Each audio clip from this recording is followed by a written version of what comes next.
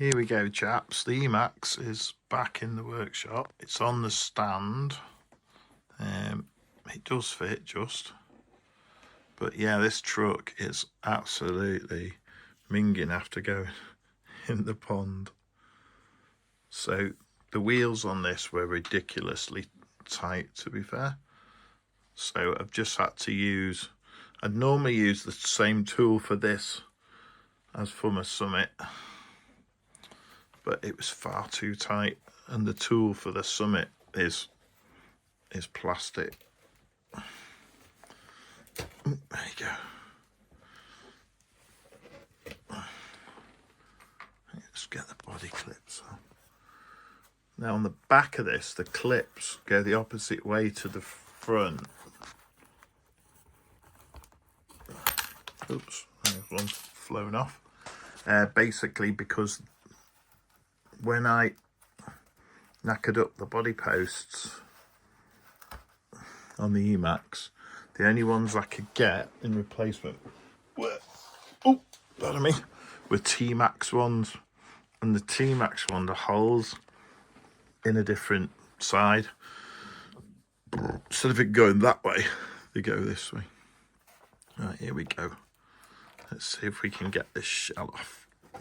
Oh God, there's so much crap under there, it's unreal. You can see it, it is absolutely minging.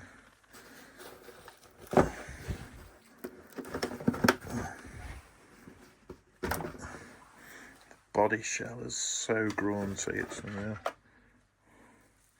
But this shell's all reinforced underneath with like gaffer tape.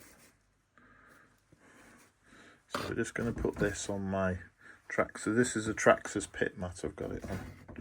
But since I put my computer in here, it is really, really tight for space.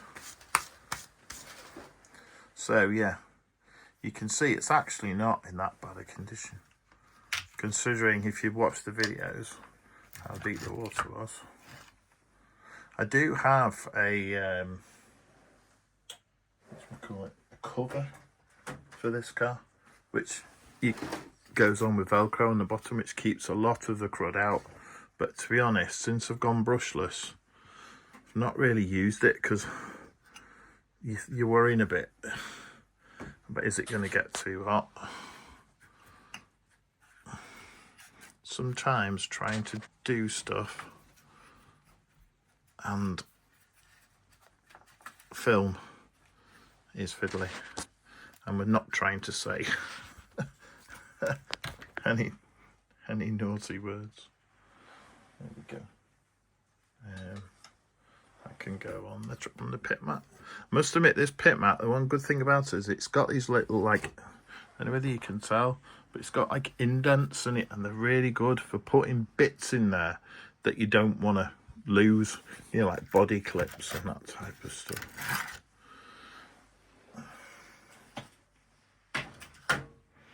There we go. So the batteries are out, and you can see, I'll stand up. There you go. It's actually not that bad underneath. It's mostly, you know, down here.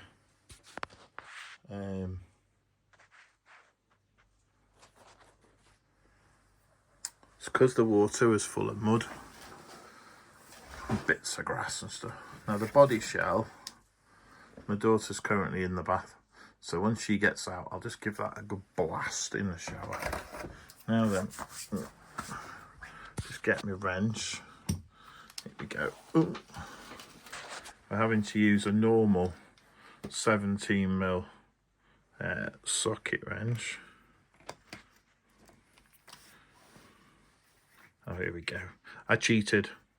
I cracked them with the wrench before, because when you try to do stuff one-handed, it is a bit tricky. I think one of the advantages, if you upgrade on the Emaxx and on the Summit, and you go to like metal drive shafts from the sort of composite ones that they give you as standard. Look at all that crap there. They're nowhere near as thick, So you don't get anywhere near as much rubbish actually, you know, wrapped around when you go through muddy swamps. Here we go, just get that one off. So that's both of them off. But now for the purpose of the video, I'll just show you this side of the truck, because you don't need to be sat here for ages. But as you can see, the inside of the wheels are filthy. There you are. Oh, got my toolbox down there. So I'm going to put them that away like that on the toolbox, so I know which is front and which is rear. So really the most important thing when you're cleaning your truck is just ease off all this crap. Can't think of any other way to call it. It's just like dead grass and stuff like that. Oops, there you go. And you consider this is just the one side, but yeah, I find with Traxxas they have a habit of just wrapping themselves round the drive shaft.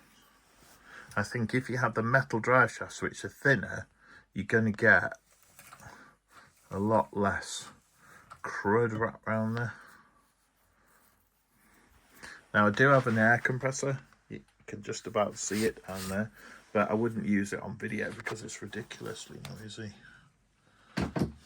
And there, I've put them up to one side, and then you see I've put those two in one of the octagons.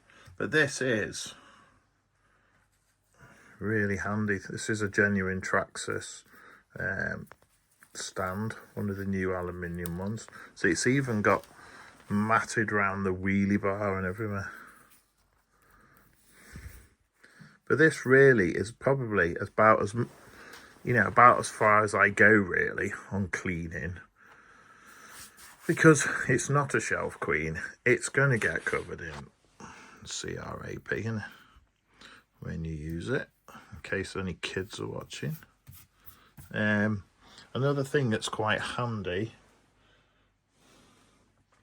Oh, hang on, got it on the floor. I had to move a load of stuff around, just like a little brush like this. And once it's all dry, just give it a quick buzz over, and you'll be surprised actually how much loose rubbish, you know, comes off. You see, like that. As I say, off camera I will do, you know, this side, because obviously it's going to be, well, to be honest, it's not as bad. Must have been, I will still take them off because I loosened them off before, as I say, off camera.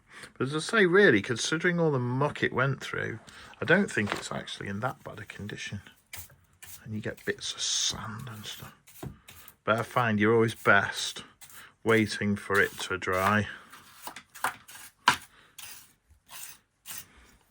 I mean, you could have, and I know like MSM, he uses all this moo cow stuff, but I wouldn't even know where to buy that in this country. Plus, I bet it's dead expensive. So do you really want to be, you know, spending all that money on just cleaning your truck? Whereas next time you take it out, it's just going to get minging again, isn't it? Well, it is if you're having fun. I mean, a clean truck usually a sign you've not had much fun. Anyway, I'm going to stop filming for now. I'm going to take these other wheels off in a minute and have a quick look.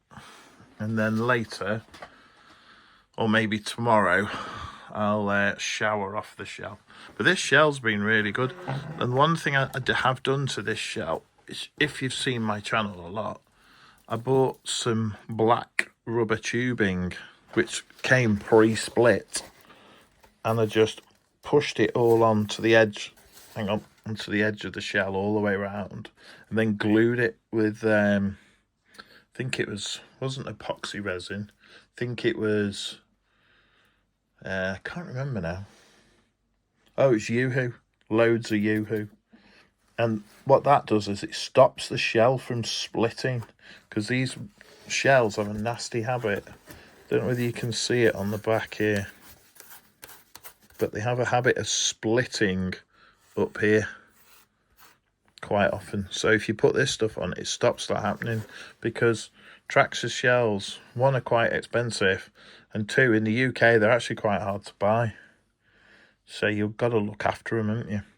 Anyway, sorry if you find this video boring. I'm sorry about that, but I just thought it's something to show you. That's where I got this truck from back in the day. This truck's about 10 years old. Model Sport, there you go. And there's then one of my custom stickers that one of my friends made for me. But that's carbon fibre. It's probably hard to tell with all this crap that's on it, but there you go. I wouldn't mind these are clean trousers on as well. Anyway, I'm going to let you all go, because this is 11 minutes now. I don't want to bore you all to death, but I just thought I'd show you a little bit of in the workshop and what we have to do when you go out getting it all muddy. The other thing I will do, once I got the basic crud off everything, I'll just squirt it all with a bit of WD-40. Anyway, I hope you enjoy watching this. Oh, and here you go. Always keep a can of WD-40 handy in the workshop. I hope you enjoy this video. If you do, let me know in the comments. If you don't want to see stuff like this, again, just let me know. Anyway, I'll see you anon. This is the first video on my borrowed iPhone 15 Pro. Thank you very much.